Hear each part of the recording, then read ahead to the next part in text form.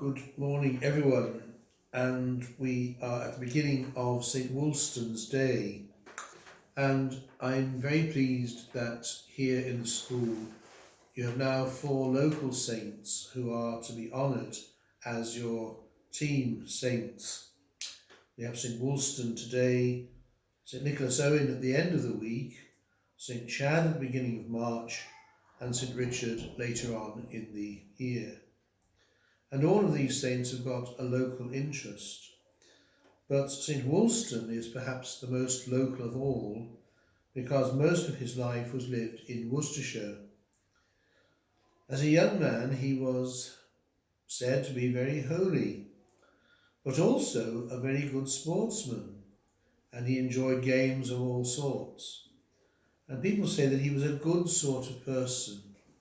His health was good, he was fairly tall, and he was fairly good looking, and people admired him very much. Some monks had lived in an abbey in Worcester, monks who belonged to the order of St Benedict.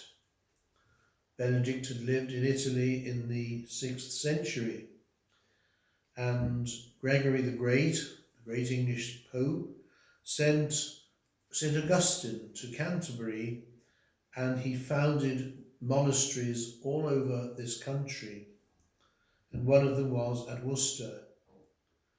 Wulstan liked the monks there. He came to visit them quite often and finally decided that he too would like to be a monk.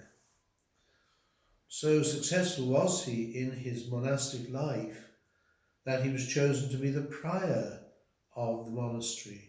That is the one who is next to the abbot, and he's the one who has to deal with all the business of the house, but also has to see that there's good order among the members of the community.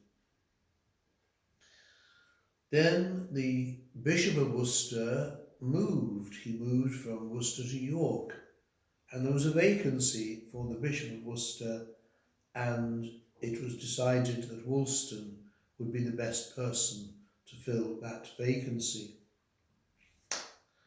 So as a bishop he was very successful and much loved by the people for whom he was responsible. And then came the most well-known date in English history, 1066. William the Conqueror came to this country from Normandy, northern France, and he wanted to make a completely new beginning to the life of the church in this country. And he decided that he was going to build new cathedrals and new churches, and many of them are still in existence. And we're very proud of them. They're part of the English heritage of which we are very proud. He moved all the bishops in England except one. The only one who survived the Norman invasion was St Wulstan, the Bishop of Worcester. William was very impressed with Wulstan's knowledge, with his devotion, with his holiness, with his intellect, with his intelligence. And so it was a wise decision to keep St Wulstan on as the Bishop of Worcester. Other things that William the Conqueror did was to start centres of learning, schools, and these gave rise eventually to the founding of many of our oldest universities, particularly Oxford and Cambridge. Wulstan continued his life as the bishop. He was a very fine preacher, and he was a very good visitor. He visited all the areas for which he was responsible. And if you go, perhaps at a weekend, to the little church at Shrawley on the other side of Stourport, inside the front porch there's a mark of a cross, and this mark was actually made by St Wulstan when he visited the church at Shrawley. He lived to be an old man, And when he died, he was buried in the new cathedral of Worcester. And very soon it became a place of pilgrimage, and people went there because they thought that if they could get near to the tomb of a holy man, they would perhaps get cured from illness or get help with their problems. And the most extreme example of that was King John, one of the successors of William the Conqueror. John had been a very bad king, as they used to say, and he was not popular and not well liked. When he died, he asked if he could be buried in Worcester Cathedral, near to the tomb of St Oswald and St Wulstan, because he said these were two very holy men. And he asked if he could be buried between their tombs. He could be buried in the middle. And he asked also to be dressed as a monk, so that when he went through the gates of heaven, he wouldn't be noticed. He could slip in alongside Wulstan and Oswald and get away with his bad life. We shan't know until we get there ourselves how successful he was.